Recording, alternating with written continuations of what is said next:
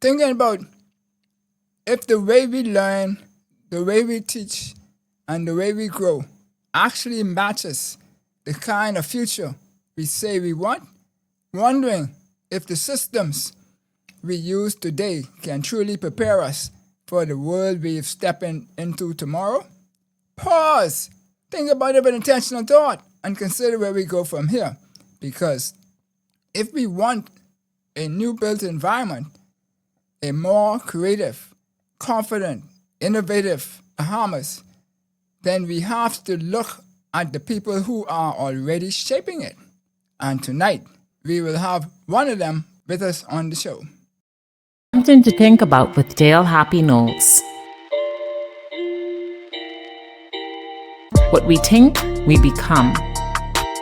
What we radiate, we attract. What we imagine, we surely can achieve. Let's change the narrative, 242.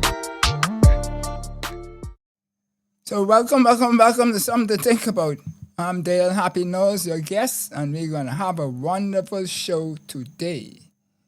And so without further ado, we bring on Mr. Dion Cunningham, the extraordinary maestro, man of, you know, the people on the internet who's be running around making sure that your connection connected and all them kind of things. Mm-hmm. Well, this the guy who would be in the front stage, backstage, top of stage, under stage, all of them different places. Yeah.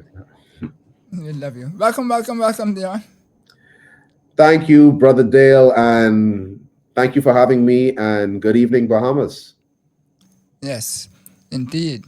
So and good evening, world. I'm sure your people around the world as well. Yeah, we got some all over the place, and some don't even tell us where they are. But then you just hear stories when they're talking about different people, and they say they watch the show, and I'm like, well, say something so we know where you're at, you know.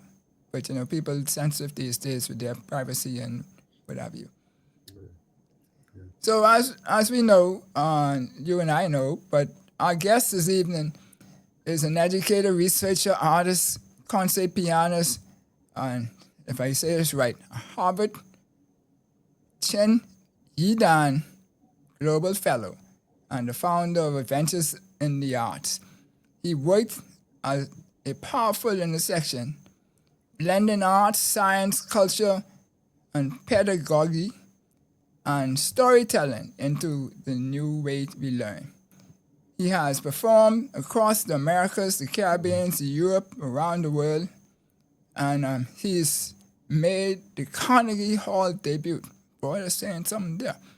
And he has spent more than a decade impacting K-12 learning in the Bahamas and the United States. Where did my camera go? I'll fix that in a second. But so his works help students see themselves differently, think differently, and imagine differently, which is exactly where our national transformation begins. So there's some big stuff in there, Dion. How do you get all those things in there, man? I don't know where I didn't know you had all of them. Well, I don't know myself. I don't know how to make it succinct, but I'll start with this. When I think the Bahamas and our country and just our people, and I would even say our descended people, I think we all understand the value of the arts. And I think art and entertainment, we kind of mix and match those two terms. And so we use it. And I think during the upcoming holiday season, the greatest expression of the arts is John Canoe. And what is its purpose? I mean, there are many purposes, but at its core, for most of us, it's going to be a good time, entertainment, and even across when we go to parties and different events. The purpose of song, of dance, of drama, of visual art is for our enjoyment. I wanted to take a step further than that, because as someone who has studied music to the highest levels, and I recognize that the arts, music, as I am a musician, but the arts can do so much more than just entertain us. I believe that the arts have a role to play in the way our country develops. I believe that arts has a role to play in the way that we teach and learn. I believe that the arts have a role to play in helping to socialize and develop a sense of community. I believe that the arts have a role to play in our understanding of our own selves and thus transform ourselves from the inside. I think we understand this deeply because when we go to church on a Sunday, whether or not we go to a liturgical like Anglican church or Catholic church, or whether we go to one of the what we call jumper churches or more contemporary churches, the purpose of the music in those settings is more than just entertainment, but it's to draw us closer to God in those moments. I want to explore intersections like that through Adventures in the Arts so that students go not only challenged in their feeling, but also go away learning something, thinking differently, and then hopefully acting differently as a result of these experiences. So all of what you mentioned is in service of that goal, to help us to use the arts to transform everything around us, but also everything within us. So, for someone hearing the term entertainment for the first time, what does it really mean to you? Okay. All right. So edutainment, the word edutainment is a hybrid of two words. So it's education and entertainment, education and entertainment. And so um, the arts are understood to be entertaining, and the arts consist of, in the context of Adventures in the Arts, there are four areas of arts that we currently focus on: performing arts, which is inclusive of music, dance, drama, um, vocal arts as well is part of that, and then we have visual art, we have digital and multimedia arts, and then in recent memory, we have in recent years we've now started to integrate culinary arts into the Adventures in the Arts edutainment experience. So those are the arts, and most people think of that as being entertainment. But the thrust of Adventures in the Arts is what makes us different from other arts organizations is our emphasis on education. And that education takes many levels. So when people think of education, they think of school. And that's one level where we connect, we show how all of the arts are interconnected with and inspired by each other. We often tend to think of performing arts over here, visual arts over here, culinary arts in its corner, multimedia and digital arts in its corner, but they're all interconnected with and inspired by each other. And so we hope to show those connections in the arts. And then beyond that, we tend to show how the arts are connected to academic subjects. This is how we're able to really reach our K-12 schools. Because I'll tell you, one of the interesting things about this work is that it was really challenging at the beginning to convince principals that, hey, your students are not just attending a concert, they're actually attending an educational experience. And I can say that 10 years later, we've been successful in convincing the leadership of schools that, hey, the Adventures in the Arts is not just an arts event, but it's an educational experience. Okay. So for instance, what happens in an Adventures in the Arts matinee experience where we have school kids come is that they get a program, for instance, just one example. They get a program unlike any program that you would get in a traditional concert. Normally, you get a program and you look at it and then you just look to see what the next item is. But in our edutainment experiences, that program is actually a worksheet. Because what we expect our students to do is interact with the performances, interact with the digital and multimedia arts, the visual arts, the culinary arts, and then use that to improve their learning in this case, of academic subjects. So we connect the arts to history, we connect it to mathematics. This year we're having great fun because we're actually connecting the arts to English in a novel way with one of our particular pieces, God Rest You Merry Gentlemen, for example. But that education goes beyond academia. It also extends to wider society. And what am I talking about? I'm talking about culture. I'm talking about industry. I'm talking about global issues. The arts have something to say about all of these areas and is able to communicate this in ways that are unique to the arts. And so that is part of our education. And then the final and really why we exist is because Adventures in the Arts believes that the education is also an education of yourself. And the key critical thing that I would say that what Adventures in the Arts exists to teach is three things: empathy, community, and morality. Empathy, your understanding of other perspectives and other people. I think one of the issues we have in our country is a lack of empathy. That's why crime is so high, because if I don't have empathy for my brother or my sister, I can treat them any kind of way. or I can hurt them. And so empathy is something that the arts, because know this, that the arts at its core teaches listening skills. It's the only subject in schools that teaches you how to listen. So that's one thing. But then also the arts teaches you how to feel. I think we all understand that. The arts, when you see a painting, or you experience a musical performance, or you see a dance, or you taste something, you taste a fine dish, or you see something in cinema, or digital media or animation, that it translates a feeling. And we have a role, Adventure in the Arts has a role in helping our students to contextualize and understand those feelings. And what is the purpose of feelings? Feelings produce thought, and thoughts produce action.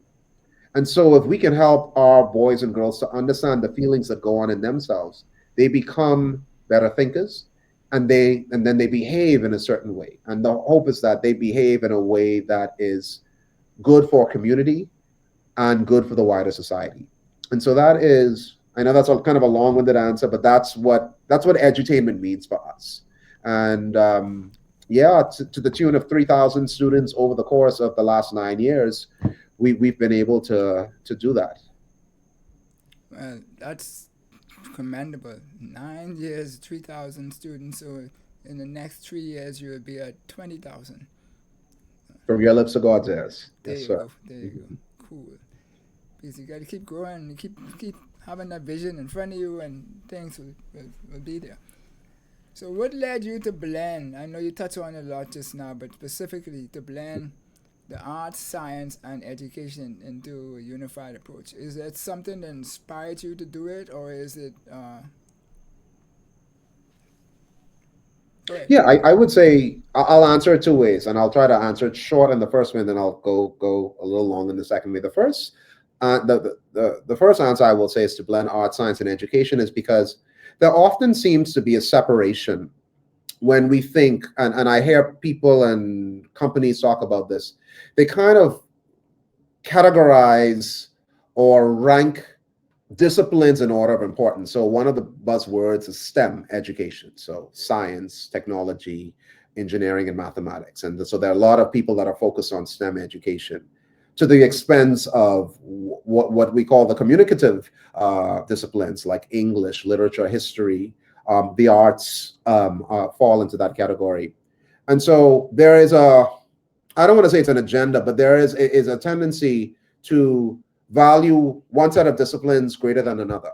And I've even had people who I've reached out to support say, our priorities are not the arts or the communicative disciplines. We're more focused on STEM. To which I say, the arts is ground zero for STEM. What better way to understand the human body, for instance, than to understand its most complex movements? And the most complex movements that the human body can produce is not in athletic performances. It's actually in the teaching and learning of a musical instrument. The most complex human movement that we are created to do is in the learning of a musical instrument. And not only that, this is where it combines technology and engineering, because what is an instrument at its core but a piece of technology and a marvel of engineering? So the human body is moving, but that movement is producing movement in a machine. And then, of course, every musician understands this. One of the core elements of music is rhythm. And what is rhythm? Rhythm is numbers. It's mathematical intelligence. It's spatial intelligence. So I'm a firm believer that there's a misnomer, there's a lack of understanding as to what STEM education should be and what it is, and that the arts lie outside of it. I contend that STEM educators and people who are interested in STEM actually need to come to the arts to understand how STEM integrates as a unified whole. And what better way to see that than in the arts, and in particular the performing arts. So I know I said that would be a short answer, but that's my answer to your question about art, science, and education. The other side of it has to do with my background. So I grew up the son of two teachers. And of course, both my parents started off as teachers. and then they would go on to working in government, and now they're both working in community through ministry through a Christ Community Church where they both serve. And I have to say my background is very strong. My mother was a biology teacher in high school, and so I got that gift of being very strong in the scientific disciplines. And for a long time, I thought I would end up being a medical doctor. And in fact, my undergraduate degree is actually in biology. It is not in music. Music I would add on, I think, in my second or third year of undergraduate studies. But even then, I thought music would be my avocation instead of the main thing that I would use to try to survive within a country, within my home country. But so I graduated with degrees in the biological sciences and the arts through music, through my chosen instrument, piano. And so I thought, okay, I'll do music on the side, and I will become a medical doctor. But as fate would have it, I ended up teaching in a school called Kingsway Academy, and I was hired as a biology teacher. This is 1 year after I graduated undergrad. And Kingsway hired me as their biology teacher. I was happy, and the goal was to teach for 1 year and then head off to medical school. Kingsway Academy calls me back, and they said, we have decided not to hire you as a biology teacher because we think we can split the responsibilities between two existing teachers. But we notice you have this music background. Would you consider teaching music? And I said, oh my God, this is terrible, because music teachers historically get killed in every school. And when I say killed, they are used, they're overused. And I'm going to champion music teachers here, because a music teacher, unlike a math teacher or an English teacher or a science teacher, those other teachers teach their class and that's it. A music teacher is expected to teach all of their classes, but plus they're expected to produce a choir, produce a band, provide music for all of the assemblies. And a music teacher essentially does two jobs. And so I knew this going into it, and I said, oh my God, I'm going to die. So I went, but I took the job because I said, okay, I'm going to be here 1 year. Brother Dale, 1 year would end up going into many years, and I would realize that, wow, I'm having an impact in music. Every time I walk through a musical door, it's opening, but every time I tried to walk back through science doors, those doors were closing. And it's funny, Father Peter talked about that on Sunday. He said, he literally said, God shuts doors. And I was like, amen, because he shut that door, he shut that science door in my face, or so I thought.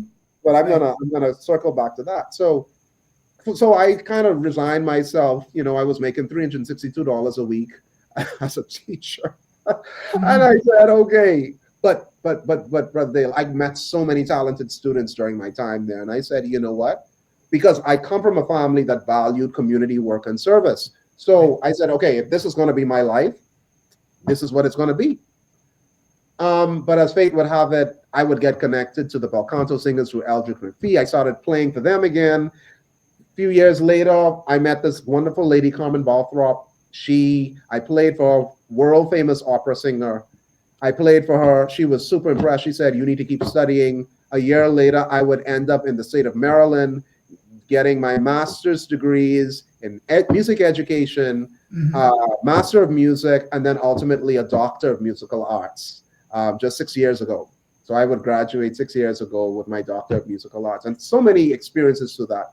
But the thing that I want to say is that in my last 3 years of my doctorate, I got an injury to my elbow, and it hindered my ability to play piano. I got an injury from a job I was doing, and I realized that I wouldn't be able to perform the final 3 recitals. But I had the option to write a full dissertation for my doctorate, and so I came up with this idea. I said, you know what? I want to study the intersection of science and music. So I called it the science of artistic expression. I went into the Department of Kinesiology at the University of Maryland, where I was doing my doctorate, and I went to the professor there, the head of the department. His name was Dr. Shim, and I said to him, I laid out for him my idea. I said, I want to study the intersection of the human body and how movement produces all of this artistry. And he thought that was a brilliant idea. And so the last 3 years of my degree, Brother Dale, I did not spend it in the music department. I spent it in the kinesiology department in the Neuromechanics Research Core of the School of Public Health at the University of Maryland. So my science degree that I got as an undergrad now came into play when I was doing my doctorate. And See? so my experience in my studies really set me up for this novel way of thinking that it's this blend of arts, science, and education. And that should lead right into this next question then, because you say, how has your research in the neuromechanics and the, I can't pronounce that word, you can pronounce that one, change the way you teach and perform? So there's a couple of discoveries I made during my degree program, during my dissertation. One of the areas that we need to understand within the area of neuromechanics, and is the fact that is what I said earlier. There's Mm-hmm. no more complex human movement than when one plays an instrument. The closest most people come to that complexity of human movement is handwriting. Mm-hmm. Handwriting is really, we think of it as very simple, but it's a very complex movement, which is why, hey, many adults still can't handwrite if we think about Yeah. it. And we're getting worse at it because now with all this technology, the fine motor development that's required for very good handwriting is being lost. But Mm-hmm. when you play an instrument, the touch of the use of the fingers at the intersection of the keys or on the strings is important for producing pitch, for producing dynamics, which is volume, for producing articulation, which is it smooth, is it soft? There's so much that goes into it. And so what is understood in neuromechanics is that the act of learning fine motor skill development is directly linked to one's intelligence, which is why one of the curiosities is of people who study music particularly, but also the arts by extension, is that um, musicians tend to be the highest performers in other disciplines. So, for instance, do you know what the percentage is of surgeons who are musicians or who were musicians? It's something like 20%. 20% of all surgeons in the world were at one point very good musicians. But think Okay. about why that is. Because a surgeon and a musician and somebody who handwrites, what do they all have in common? Fine motor skill development. You don't want somebody operating on you who has terrible fine motor skills. They'll kill you. Yeah. Mm-hmm. So that's one of those connections. But also the way that music, the way that teaching and learning of music works at the intersection of neuromechanics is that it affects the brain.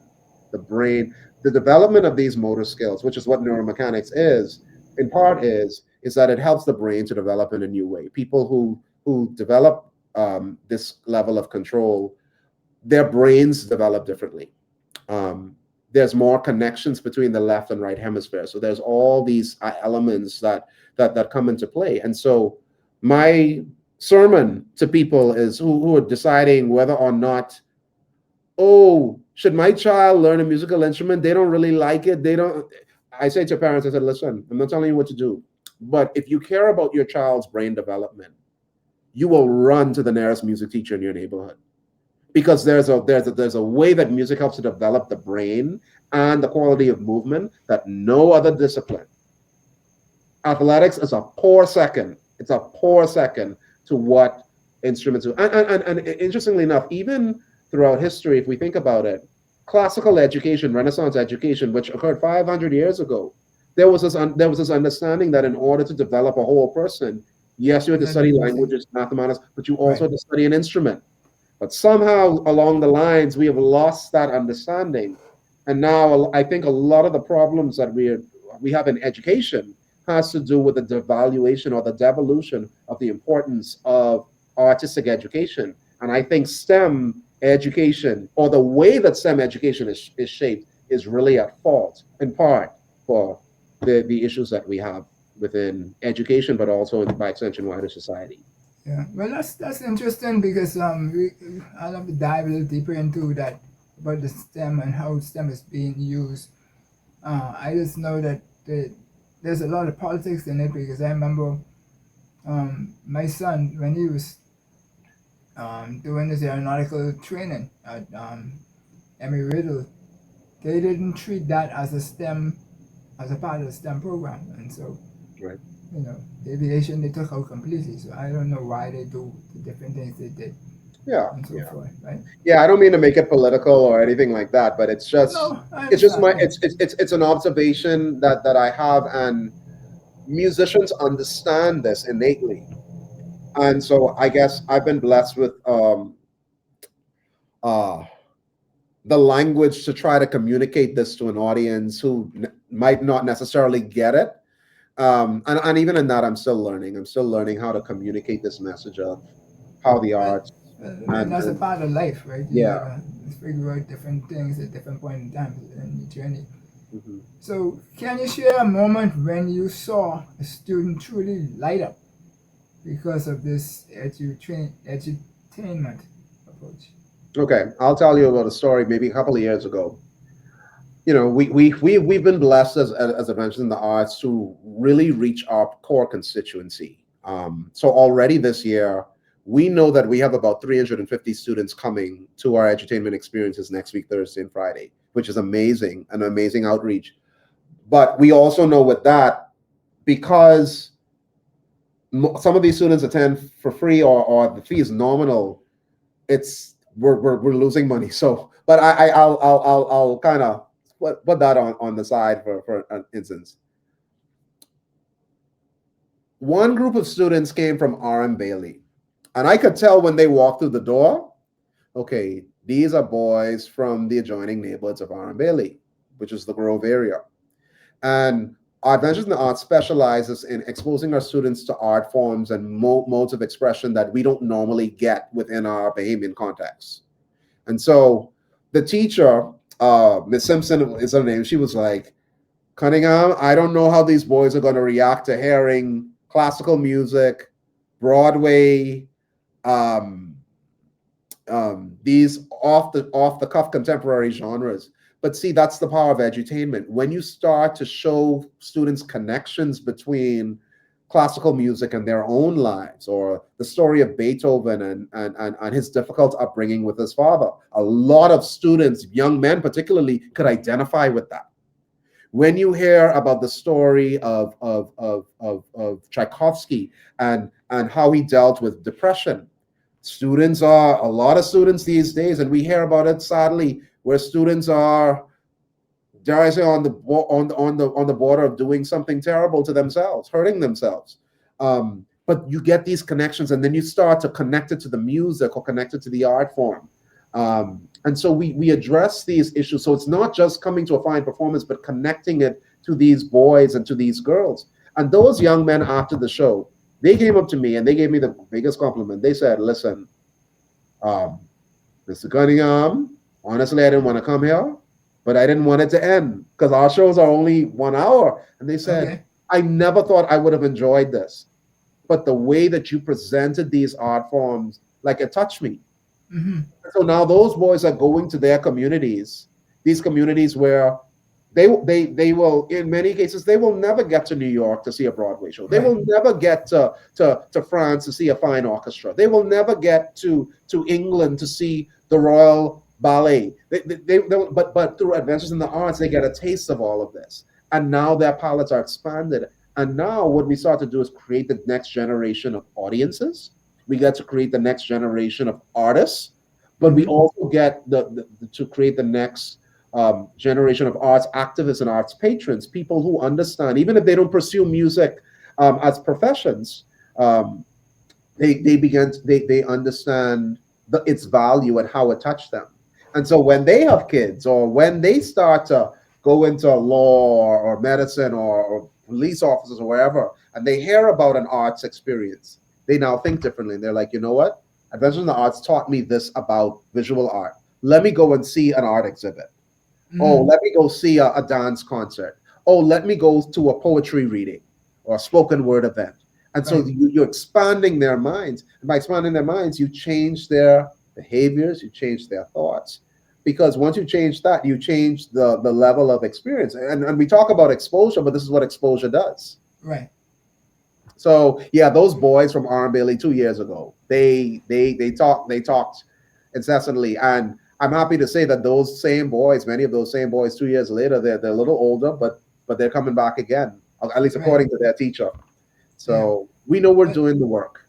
That's good, but don't lose hope because I mean they might go away and you said you just give them exposure, but some of these it will light up a fire in them and then they go and be disciplined like how you were disciplined, and the next thing you know they will be um like gifting. Gifting is the name I was trying to remember to tell you the other day, the trumpeter.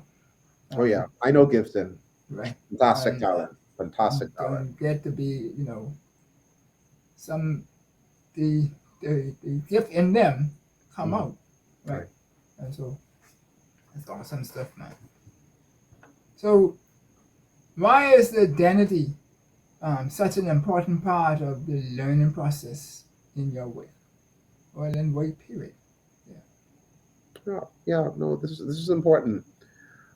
I will give you a framework that I sometimes teach my students. I have the privilege of, I'm uh, one of my many responsibilities is to raise up the next generation of music educators through going to the various schools and doing observations. And Right.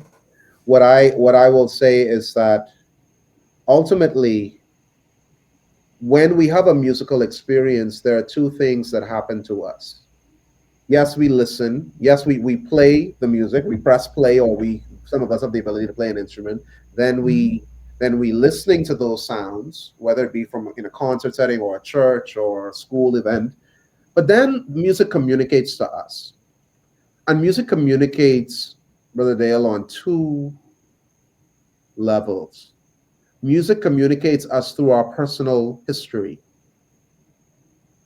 And when everybody's listening to a piece of music, the sounds, the different elements are interacting with our personal history, what has happened in our lives or what has not Mm-hmm. happened in our lives. And it causes us to have a conversation with ourselves as we listen to to this music. So from the act of listening to music, you are speaking to yourself, Right. and that's really powerful because some of us don't take the time to hear the internal dialogue that we're having. But having a musical experience, an artistic experience, and visual art, it does the same thing. You take Right. in visual art and it communicates to us, but it also communicates to us through contemporary relevance. We live in a world, and we live in 2025. How does this music interact with the reality of what is going on around us? So there's an internal and there's an external communication. Mm-hmm. And both of these work in tandem to help us to establish thought on our sense of identity. Right.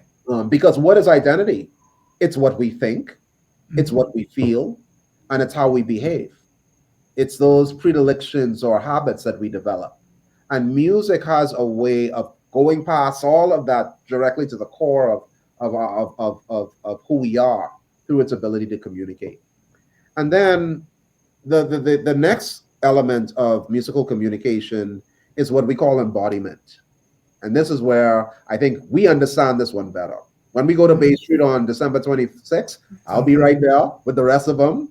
And when that Junkanoo beat hit, what happened? Oh, the Valley Mm-hmm. Saxons. I got to call all the Junkanoo groups before they label me as one or the other. Valley Saxons, one family roots, all of that, right? So hopefully they get their act together for Boxing Day. But anyway, that's on the side. Yeah. but Right. but They're done, man. They're done yeah, finished. Yeah. I hope so. I hope so. But involvement happens on, dancing or throwing up hands in church, putting up holy hands. Some of us go to those kind of churches, or even just closing our eyes in reflection. Right. All of this embodiment is also part of our identity, how our body reacts, but also it's internal as well. Mm-hmm. Most of us don't think about this, but we listen to certain pieces of music because it helps our heart rate. It Okay. helps us with our breathing. Some of us, like, so for instance, when we go to the gym or we go in for a walk, some of us play particular types of music so that Right. it Right. helps us. And then some of us, like when we're in our work mode, some of us like to play maybe jazz or classical music in order Mm-hmm. to feel those elements. I say all that to say, Brother Dale, is that all of that is a part of identity, and only the arts help us Mm-hmm. to explore all of those elements. And so to really delve in the teaching and learning and understanding and appreciation of music is really to delve into the understanding of yourself. Mm. Because ultimately, at its core, it's what I said, one of the missions of Adventure in the Arts: empathy, empathy, empathy, Right. empathy. And the empathy we're talking about in this case is self-empathy, Right. understanding your one's own self. I hope I answered the question, Oh but yeah, yes, yes, and you add some other nuggets to it that is very helpful to mhm, the audience out there who is trying to understand themselves from the different perspective that you bring to the table. You know, and I always say that education to me is academics, experience, and exposure. And somehow in the Bahamas we only focus on the academics, but all these different things have meaning. Like when I went to yeah, school in Canada, I did music appreciation, two classes in that, and we went deep into the different eras and stuff. And I can't play a lick of an instrument. I can't even beat drum and go drum canoe, which I could have done when I was yeah, smaller, but not now. yeah, yeah, yeah. But I think that's the thing, the crusade I'm on. Yeah, We always separate music from academics, but it's the core of academics. You're yeah. integrating so many things. You're integrating so many things, plus the kinesiological or the movement aspect. I mean, Well, music is the yeah. height of academic enhancement. Is what I say. Yeah. Another part I was interested in your approach because I'm a firm believer people of the diaspora, like most of us are, that we have developed the kinetic motion so much better than other um, ethnic groups, etc. Yeah. That I feel that that's how we should be our primary mode of learning in the Bahamas. And now you add a different, um, well, I mean, it embodies both because that's the kinetic and it has the intellect and the skill and all that stuff mix it together. Mhm. So how does your work help Bahamians see how our culture, history, and possible possible possibilities differently? Because So we all about here is trying to help the youth in particular understand that everything isn't just being a doctor, lawyer, accountant. There's a bunch of opportunities out there, and you could pave your own way and make your own path. yeah, Mind you need some mentors and cheerleaders to help you there, but still, yeah, it doesn't have to be the traditional. right. Right. Yeah. So I think I'll answer it in this way. Um, I think the work of Adventures in the Arts helps our audiences, which in the matinee experiences is the kids, the Mm-hmm. school kids, but in our general public shows, it's the whole community. The whole community is invited to those, and I think we begin to understand how the Bahamas is connected to a wider world. And I Mm-hmm. think that's the thing that I want to say about it. The Bahamas is not a vacuum in terms of its culture, in terms of its history. It is really connected and built on the histories of nations around us.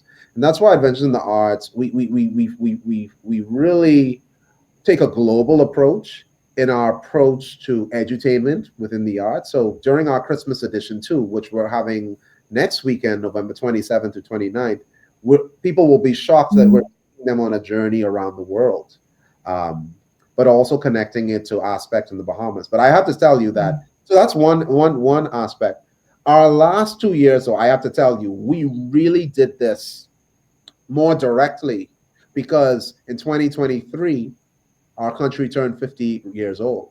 And Right. so we produced a show called Adventures in the Arts Road to the Next 50.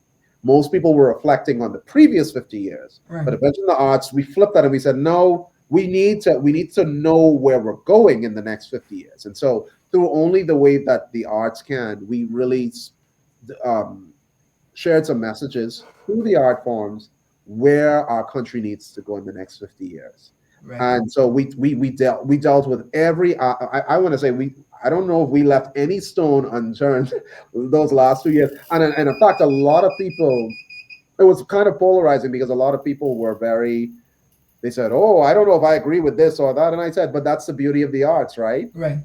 If there's one thing we want to promote, it's discourse. If you Mm. leave our entertainment experiences discussing some of the things you heard and seen, that's what we want. Because when we talk and when we communicate with each other, that's where the best ideas and the best concepts and how we could build our nation come. But when we don't have discourse and when we don't have that open lines of communication, yeah, then what are we doing? We're leaving our country's development into the hands of a few, and that's not what we want. We don't want that. And so those 2 years we dealt with lots of issues as it relates to our country. For instance, I'll tell you, we touched on how the Bahamas, the Bahamas' position in geopolitics, for instance. Okay. Like that was, people were like, whoa, you're talking about the Bahamas' position as a developing nation and feeling the pressures of what we call the G8. You may say, Right. boy, you all talked about that and you express that through the arts. Absolutely. We have a wonderful team of narrators and writers who are Right. deep thinkers as it relates to these areas. We also connected, one of the areas we also tackled was this idea, and this is maybe tongue in cheek here, but it was actually serious, about movements that come from us. If I say the wine, I think every Bahamian knows what I mean. The Yeah. wine is a dance form that is something that we do in certain contexts. But the wine has a history that goes back to the African continent, that we've seen the meaning and change over time. And so we talked about in the next 50 years, we'd like to see the Bahamas, that the Bahamian culture reclaim the wine as a source of joy and expression, not what we now think of the wine as, which is being something that's more um, uh, that belongs in a more sexual context Right. Right. or intimate context, and that's not what the original intent. So we educated people on, here's where the wine comes from. Now that you know it, what's your response to it? Right. You Right. see, yeah. So things like that we touched on, and but we had great fun these last 2 years. And then last year we did Road to the Next 50, the 1 year GPA, because we understood, and we call it the 1 year GPA because a lot of people said a lot of stuff about 50 years and what we need to be doing. But Right. we know that how we begin a thing is usually how we end a thing. So 1 year later, have we have we held ourselves accountable to the things we declared in our 50 years? And so we gave each area a grade based on, Mm.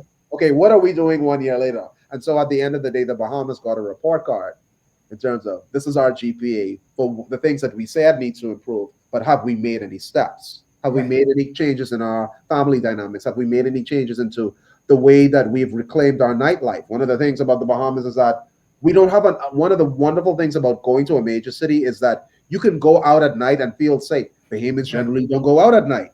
So we don't have a nightlife, and so how do we reclaim the night so that it becomes a time of day that people enjoy? And then we had like a whole spoken word on this aspect. So things like that, and we created the country. So we've been addressing all of what you said, how our Mm. Bahamians see ourselves, not just historically but also the future. Yeah. And what I like about that is that y'all have a lot of emphasis on thinking, and that's what we talk about here all the time, even with the title of the show. Something to think about because, what we think we become, what we radiate, we attract, and what we imagine we surely can achieve. That's our tagline, our motto kind of thing. So that's awesome stuff there. So, what gaps in traditional education are you trying to solve through your program? I'm not going to sit here and declare that Adventure in the Arts is the savior to filling No, any of the yeah. any gaps, but I will say, simply, and I mentioned it earlier, listening. Okay. The model of education and this is even with all of the technology that we have, even in But that's 2025, we powerful, had the That's pandemic that powerful. and all of this, but at its core, our children, our youth, and our adults who are in education, and when I say education, I mean academic education, where you're learning to achieve Yeah. certification or degree, you still have to be able to listen, Brother Dale. Mm-hmm. And listening is a skill ugh, do I need to say more? Like, But even with listening to work, right? I find sometimes, I shouldn't say sometimes, but often, yeah. people pretend like they're listening, but they really only waiting for the first opportunity to say what they want to say, and they're Well, not really hearing what you're saying. what you say is true. And music at its core is a listening skill. Music teaches. Yes, people look at the instruments and the singing, but every musician will tell you, if you lose this, Hmm. if you lose your ability to listen, you cannot be a musician. Because being a musician is hearing a sound, and now that you've heard that sound, how am I reacting to that sound in the musical context? I've heard a sound. Now how do I shape the next sound that I'm creating, or I'm Hmm. singing, or I'm dancing to? um, you see, and so all of that is, yeah, at its core it's listening. And it is a mistake. I go back to STEM education. It is a mistake when certain sectors of our society decide that the arts lies outside of this area. It's a terrible mistake, because none of those areas teach listening skills. Music Hmm. is the only discipline. And if we and all of education is built on the foundation of listening. You better Music better be a core subject. If music has to be a core subject. It cannot We cannot treat it like, oh, we could do without a music education. It's no. And Yeah, I am so thankful. I'm going to give, and I'm no political person, but I'll tell you that from where I stand, we've not had a prime minister like Brave Davis, who's really, like, I could see him now. Now the method and all of that is, I can leave that for the pundits to debate. yeah, But he's trying to push the arts in a way that I've not seen from. And granted, every prime minister has its, every period in history has its yeah. challenges. But here is some leadership that understands this area. And so I just hope that it continues, whether or not he continues in that office, or whether, another power Yeah, comes in. right. But I just, um I want to give some kudos there, like that here is some leadership that understands that the arts are important. And now I'll tell you, even in UB, we have somebody at the helm. Again, politics aside, for Hmm. the first time in UB's history, we have a president who was and is a musician, a professional musician of the highest quality. And so I'm hoping that between these two entities, we usher into a period in our history where, um, the arts, the performing arts, are valued.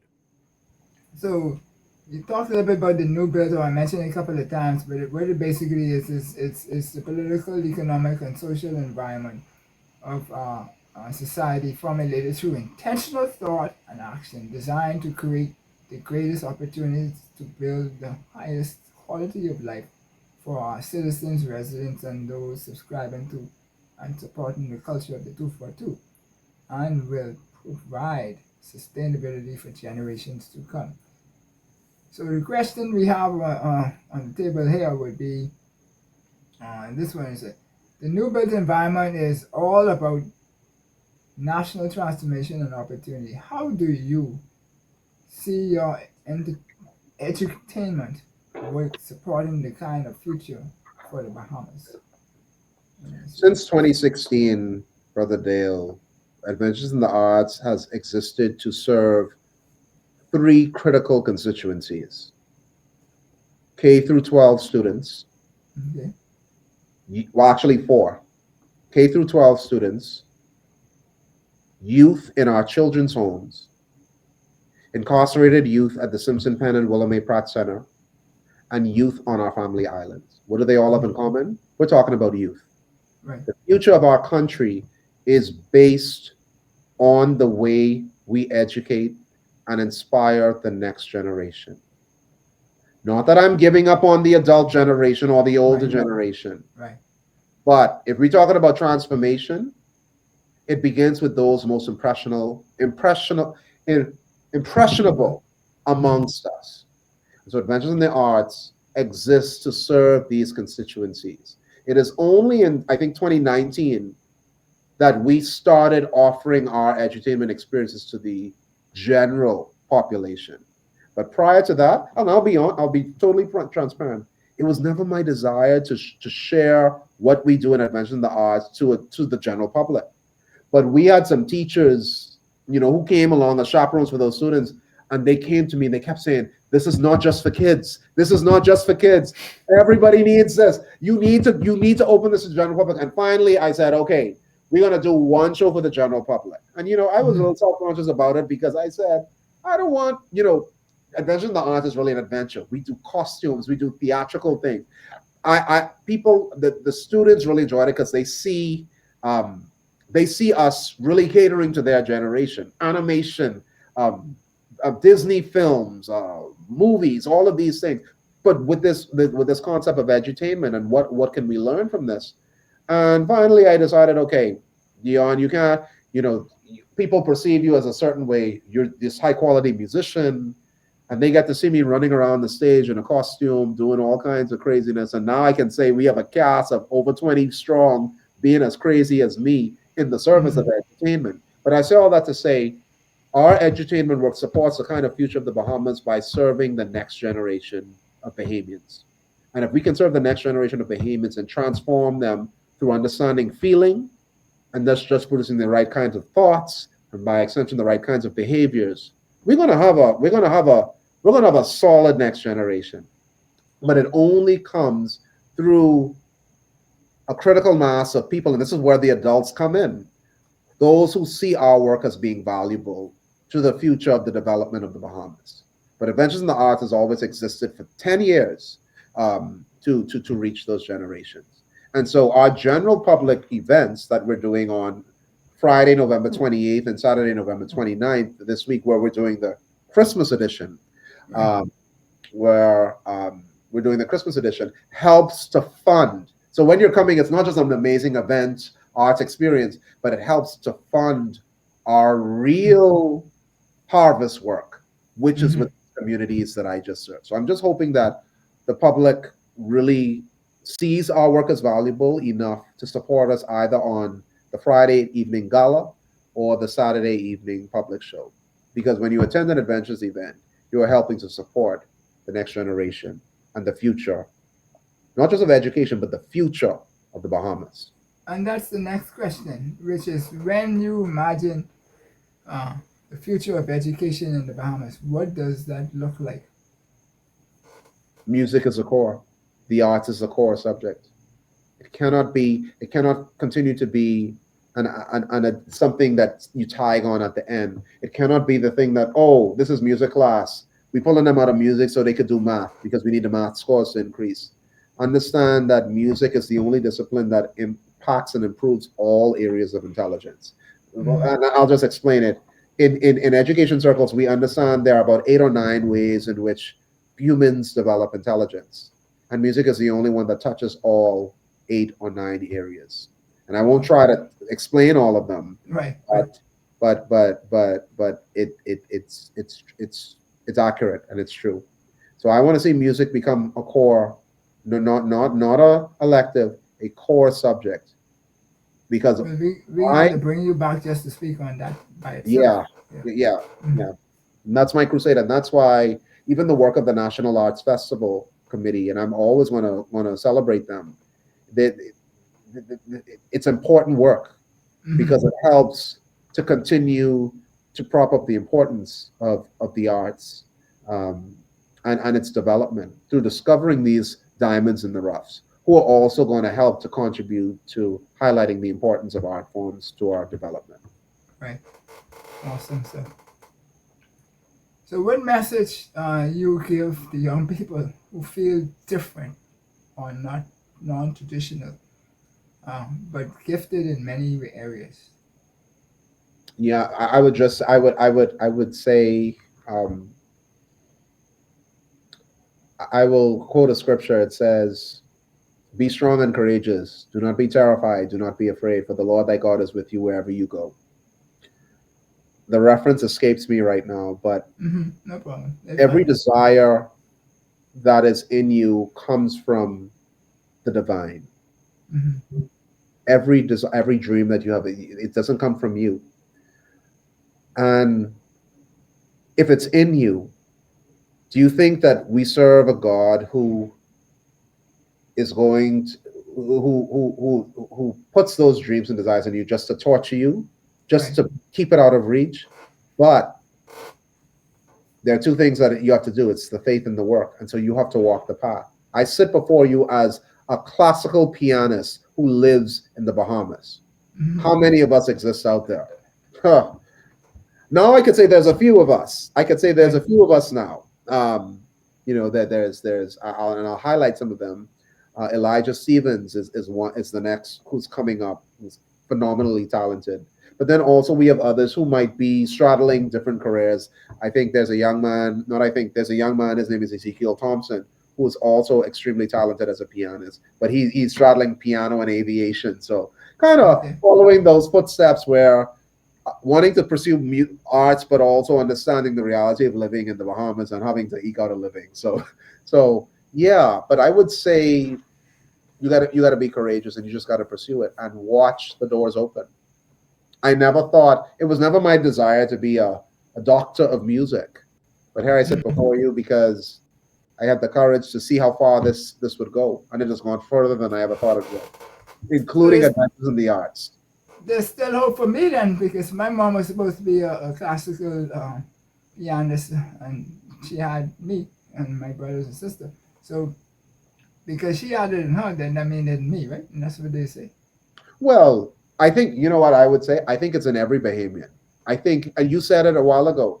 The diaspora has a disproportionate amount of artistic talent, Right. and we all, um, we all can still learn and grow. And the arts are one of those areas that most of it, dance is maybe the one that lies outside of this because you got to have a healthy body in order to really dance. But a majority of the art forms that we highlight can be done by any age, can be Mm-hmm. developed by any age, even the multimedia digital arts. So that is, Right. so that's what I would Absolutely. say. Hey, it's never too late. There you go. There you Never go. too late. That's what I want to hear. That's what I want to hear. My mom want to hear that too. Right? Yeah. Not that I can put the weight into it, but at least the thought might be good. Mhm. So Dion, we've been talking a little bit, but I want to round off with the big gala, right? And the show.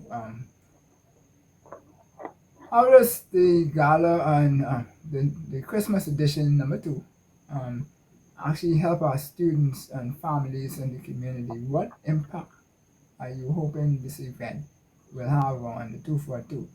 We know, but they need to come with their pockets full so they can leave it with you all, because nothing happens without money. And people don't listen to people who talk about you don't need money, and that's misquoting the Bible and stuff like that.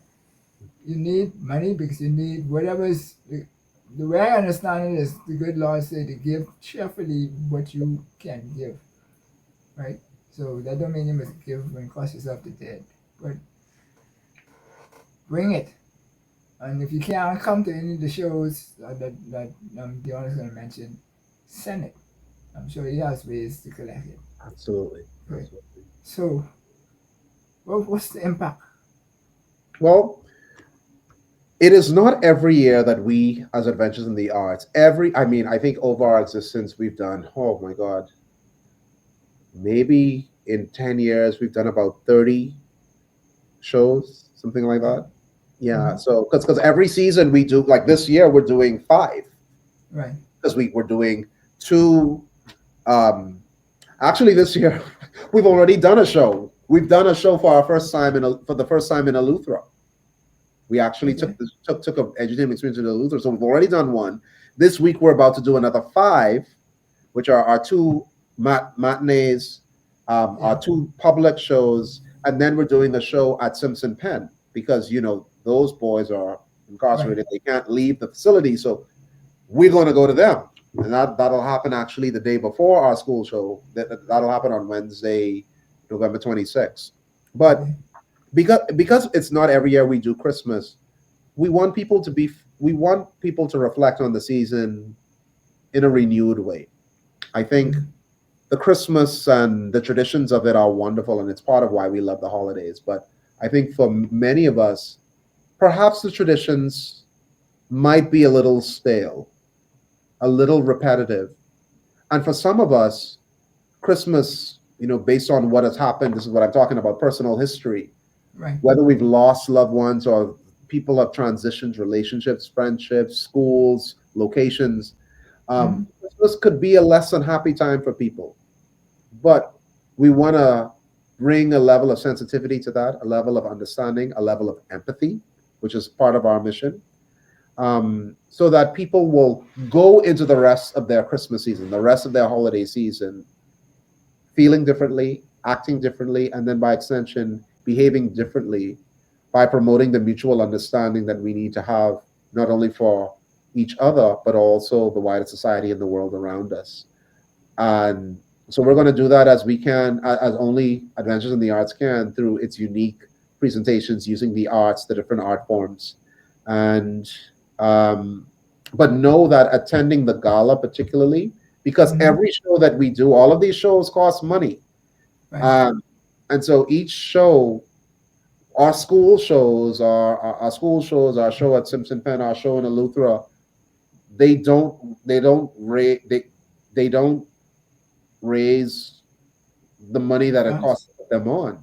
And so we depend on our gala event to help us to fund our, not only the shows that we do, but also the other programming, the arts education that we do. With like this summer we did arts camp in Cat Island. We also, in partnership with Cat Island Community Band, and then we also did an arts camp in North Eleuthera, bringing together the Harbor Island, North Eleuthera, and Spanish Wells communities together for arts workshops where students got to develop in the various art forms. And then, of course, our community outreach and social development, where we develop relationships with the children's homes, and then, of course, the youth that I mentioned. So attending our gala is going to help us to continue our programming, which we take very seriously because this is the future of our country. And if there's one thing that we want to help to develop, it's that sense of identity and that sense of empathy. There you'll see crime go down.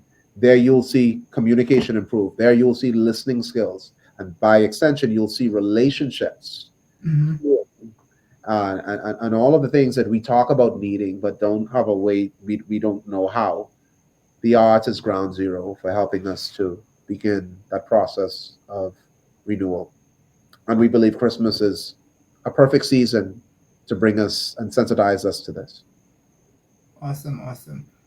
And the question that I ask all my guests is if you had to leave one guiding principle for the audience, particularly the youth, them, one light to carry forward, what would it be? I just know which one you can say. Boy, that's that.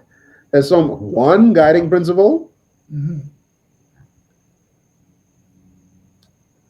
Boy, understand that you were created by a divine entity that loves you, and that your presence on this earth is an expression of His love, God's love.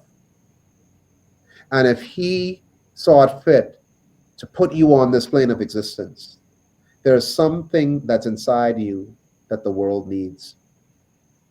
And so you need to understand that you were created in love, and that your being here is an expression of that love. And so that you need, by your being, by your living, by your dreams, by your hopes, by the way that you are, that you've been created, is an expression of love to others. But it all starts with understanding that you were loved, and by extension that you were created, and that your responsibility is to love God, and then your other responsibility is to love others. And it's not, and I'm not talking about saying I love you, Right. but by your being who you are, being who you were created to be, is love to others, love to those around you. There are people that only you can reach. And if you hide your light under a bushel, that's not it. And so that's what I would say. That is my guiding principle. I know I probably said a couple of things, but that's what Yeah, I. that's fine. Father Jupp was on yesterday, Scott Jupp, last week, and we touched on that also as to people knowing that you are unique. Everybody has a unique assignment, etc. And so if we don't do what we were purpose here for, then that's the opportunity that the world will be losing the benefit of your gifts. And I'll be honest. I'll be honest. It took me a long time to get there, Brother Dale. I'm not going to sit here and say I had an amazing experience in primary. I actually did have an amazing experience in primary school. I had well, first of all, I had a music teacher, Dawn Sands, who she passed away a year ago. Mm, Who taught me from since I was 5 or 6 all the way up through high school.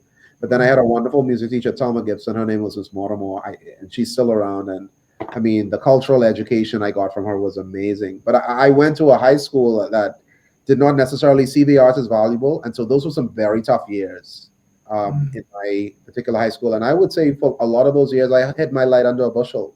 I did, mm, and even into my adult life, I did not necessarily walk in and be the bright light that I was created to be. And I will tell you, Adventures in the Arts has helped me to be even more myself and who I was created to be. It's one expression of who I am. And so I think I would say to the youth as well, it's a process. It's a process, and even for us adults, those fears that you have, God doesn't give us fear, so you know where it comes from. right. So you have to walk past that. You have to walk through that and really be who you were created to be. Wow, wow, wow, wow, man. You drop a lot of nuggets here on the table here. And 242 tonight was a reminder that transformation doesn't always start with big buildings or big budgets or any of those material things. So sometimes it starts with something as simple, as powerful as changing how people learn. When you lift or shift how someone learns, you shift how they see themselves. When you shift how they see themselves, you unlock an entire new future for them. That's the heart of Dion's wake. We thank him for it, and that's the heartbeat of the new built environment, which we hope that we will continue to strive to develop. Building confidence, strengthening identity, and giving Bahamians the tools to imagine, to manifest, and something greater.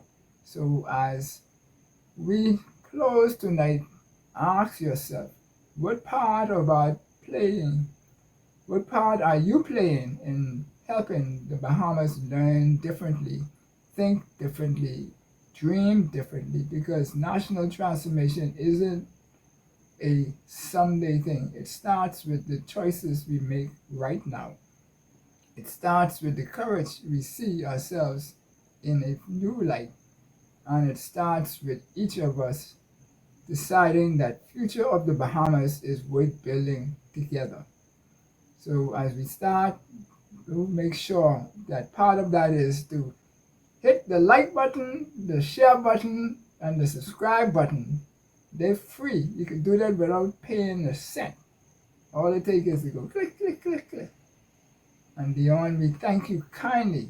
You dropped a lot for people to digest and dissect, and what have you, and come back and learn from piece to piece as we move forward. So we thank you, thank you, thank you, thank you. And we know your work is going to be abundantly blessed. And the gala is going to come forward and cover all of the costs you need and more, so that you could build and keep strengthening and stretching your program, because there's something drastically needed in the country. So thank you, thank you, thank you, thank you. Thank you, Brother Dale, for having me. It's been an honor and a privilege to speak with you tonight. Awesome. And apologize, people, for all the technical difficulties that we had. We'll get to the bottom of that.